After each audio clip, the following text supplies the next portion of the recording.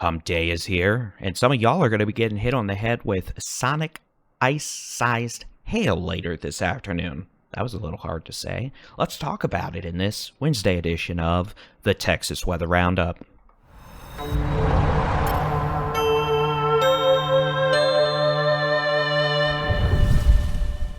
Good morning, it's Wednesday, the 24th of March, 2024, except it's the 27th of March. Meh, it's Wednesday. Oh well. I'm Texas Storm Chasers Bully-in-Chief David Reimer, and yeah, it is Wednesday, 27th of March. First off, I want to say thank you to all those who helped us exceed the 20,000 subscriber mark a couple days ago. Definitely a big milestone. Didn't think we'd hit it so quickly, but we are definitely happy to have y'all on board, and hopefully you find these videos informative. Either way, let us know. Good, bad, whatever. Give us feedback in the comments section below. In terms of what we expect for today, well, let's just start with the severe weather outlook from the Storm Prediction Center for today. This is going to be for this afternoon and evening. This is the outlook from yesterday for today, and now we're going to change it up so you can see if we've had any significant changes, and you'll see the only real change we had here was a slight expansion to the northwest with the potential for isolated severe thunderstorms this afternoon. The severe weather outlook for this afternoon is mainly from about 4 p.m. through 10 p.m. Central Time. The potential for isolated to scattered thunderstorms to develop with very cold temperatures aloft, plenty of mid-level instability, not a lot of low-level moisture, but that will mean the potential for some storms to produce large hail and strong wind gusts. The tornado threat today is extremely low. It's almost zero. I'm never going to say absolutely zero because that's a good way to ensure something happens that isn't expected, and that's just never a great idea to taunt Mother Nature. But the potential for some storms this afternoon to produce a lot of small hail, maybe some hailstones up to the size of quarters, $50. Maybe if we go on the upper echelon of things, ping-pong balls to golf balls out of a storm or two for a bit, but a lot of small hail for sure because of the cold temperatures aloft. Maybe not a lot of rain, but probably a lot of small hail. And again, the highest relative threat for isolated severe thunderstorms this afternoon will be the Big Country, North Texas, into Central Texas, running roughly from Abilene to Seymour, southeast through the DFW Metroplex, down towards Corsicana, Fairview, back southwest towards Temple, Belton, including Killeen, Waco, back west through, let's just say Lampasas, Brownwood, Stephenville, back up towards Abilene. Again, 4 p.m. through 10 p.m. A couple folks across the state may see some light showers this morning into this afternoon. After today's chance of precipitation, well, here, let's take a look. I'll show you. A couple showers this morning. You could see some of those storms popping this afternoon and then dying off as they approach the Interstate 45 corridor late this evening. So it may be a bit rowdy this afternoon storm-wise in portions of Central Texas, the Brazos Valley, North Texas. Otherwise, once we're done with precip chances today, we're going to be done until Monday. It looks like tomorrow, mostly sunny, with clear skies across the state with the warm-up beginning. In terms of fire weather conditions over the next couple of days, here we go. Today, highest chance relatively for wildfire issues if they were to occur. Permian Basin, Concho Valley, Edwards Plateau, Borderland, far west Texas around El Paso East, Guadalupe Mountains, the Trans-Pecos, down to the Davis Mountains, the Big Bend region of southwest Texas. Tomorrow, the risk may begin expanding back north into west Texas and the Panhandle. A little bit of precipitation yesterday, or 2 days ago, whatever, in the form of light rain/snow has helped to decrease fire issues temporarily, but, well, if we don't get more rain, it won't last long, especially with above average temperatures returning in the not too distant future. And according to the Texas A&M Forest Fire Service, boy, I cannot verbalize this morning, the threat will increase again as we get into Friday for the western third of the state. Now, in terms of precipitation totals with today's activity back across North Texas, Central Texas, the Brazos Valley, we're going to be lucky to see 1/10 of an inch of rain, even out of a thunderstorm, because the low levels of the atmosphere are so dry. So we may have more small hails than actual rain hitting the ground. But again, over the next 5 days through at least Monday morning, the chance of more than a few hundredths of an inch of rain in any part of Texas, almost zero. So Not great. In terms of our next weather maker, well, let's take a look at the upper level jet stream. Boy, am I just not having a good day with this. This is a Monday. It feels like Monday, that's for sure. I need a checklist. It's on me. But that might be one reason why y'all like watching this. Regardless, this very high-speed animation, you can see as we start off. You going to replay? Or you're just going to sit here? There we go. Today, one upper-level storm system. Continue into the weekend. You can see the next big weather maker arriving Monday with that big old dip in the jet stream. A positively tilted shortwave upper-level storm system making its way into the southern United States. In terms of the surface pattern, I swear I updated this one, so this is actually going to work. This is just a look at the global forecast system, the long-range American weather model, the surface dew points. Now, a limiting factor for a significant severe weather outbreak back on Sunday. I'm trying to think if my days are right. Yeah, Sunday was whatever. That we had very limited low-level moisture.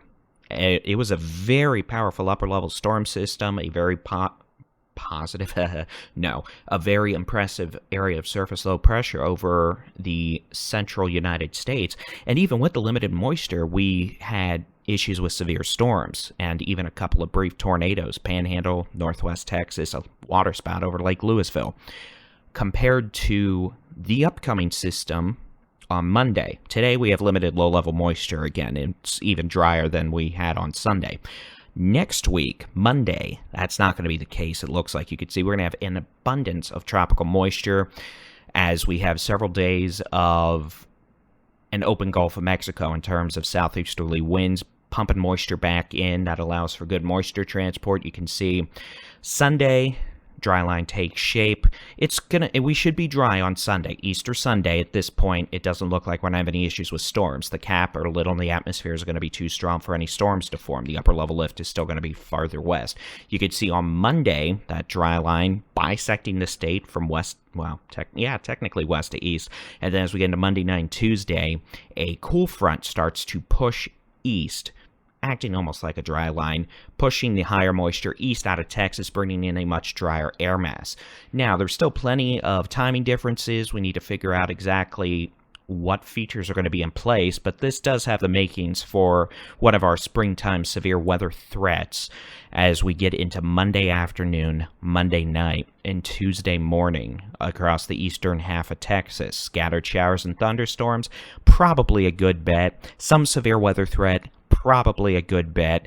The specifics, the timing, the highest threat zones, that's still up in the air. But based on what model data is showing, probably would include at least the eastern third to the eastern half of Texas for some chance of severe storms up into Oklahoma, Kansas, Missouri, Arkansas, Louisiana. Tuesday would probably be Arkansas, Louisiana, Mississippi, Tennessee, into the southeastern United States. So we'll keep an eye on that as we get past today. In terms of temperatures over the next several days, well, here's today. Highs 50s in the Panhandle, maybe upper 40s, another cool day.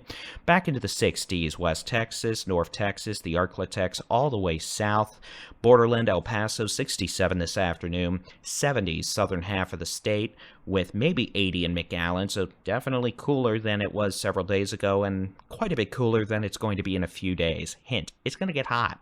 As we go into Thursday, you can see temperatures already climbing pretty quickly into the upper 80s, Edwards Plateau, Rio Grande Plains, South Texas, back into the 80s in the Trans-Pecos. Otherwise, the remainder of the state likely to be in the 70s for high temperatures. Thursday, Friday, 80s return to the Panhandle, West Texas, the Permian Basin, 90s down into southern portions of the Big Bend, probably into the Edwards Plateau, 70s for the rest of the state. So we go into Saturday, well, 90s Edwards Plateau, Rio Grande Plains, southern Big Bend, probably the Trans-Pecos, the lower elevations, especially maybe even into the Permian Basin. Otherwise, we're going to be dealing with mostly upper 70s to 80s across the state for Saturday. Easter Sunday, expected to be dry and probably one of the hottest Easter Sundays we've had in a while. I'll be honest, I don't remember the last few years. All I remember is we get into summer and it's summer of hell. But in this case, this is going to be a hot Easter. Legitimately, you're going to have to worry if you're doing Easter egg hunts and you have candy. You're going to have to worry about the chocolate melting.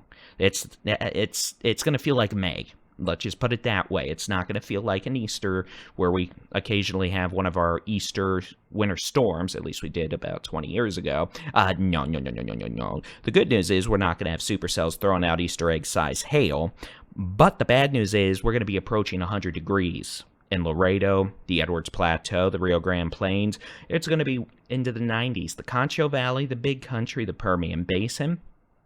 Everyone else, you're going to be in the 80s. But it should be dry. Monday, different story. Cool front starts to arrive in the Panhandle. That'll knock high temperatures down to the 70s. Oh no, it'll actually drop off more considerably on Tuesday as the actual cool front arrives, but Monday's the day we may get busy with thunderstorms. High 70s in the Panhandle, West Texas, the borderland around El Paso, 70s. Everyone else, 80s, except down in the Edwards Plateau, the Big Bend, South Texas, the Rio Grande Valley. We're going to be in the 90s to low 100s. 101, the forecast high temperature on Monday in Laredo. Note that the pretty much the eastern two-thirds of Texas, we're going to have high temperatures, 80s to perhaps low 90s.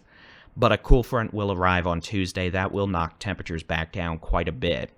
But yeah, it's going to be hot, and we're going to have the chance of storms for at least the eastern half of Texas. You get to see why, combined with that very impressive upper-level storm system, at least the way it looks now, combined with plenty of tropical-like moisture. Yeah, the ingredient list's favorable for severe storm mischief. We're definitely watching Monday. And we'll put it that way. It's going to be April after all. So, what is it, April 1st? Well, look on the bright side. If Monday for some reason ends up being some sort of major severe weather event, at least we'll have a name for the outbreak, the April Fool's outbreak. I'm not saying it's going to be an outbreak. I don't want to hear it about that. So, yeah, good news. We need the rain, so at least we'll get some rain out of it. We may also get wildfires west of the dry line. All right, that's going to be it for your Wednesday edition of the Texas Weather Roundup. Clearly, I need to go drink some coffee and or take a nap, probably the latter.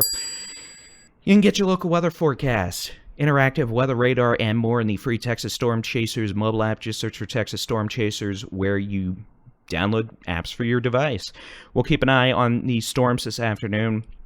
Again, not a lot of low-level moisture, so the tornado threat is going to be very, very low, but plenty of cold temperatures aloft, and instability aloft will support the chance for hailers with potentially a lot of sonic ice-size hail. Maybe some bigger than that. All right, that's it. We'll keep an eye on things. Y'all have a great day. God bless.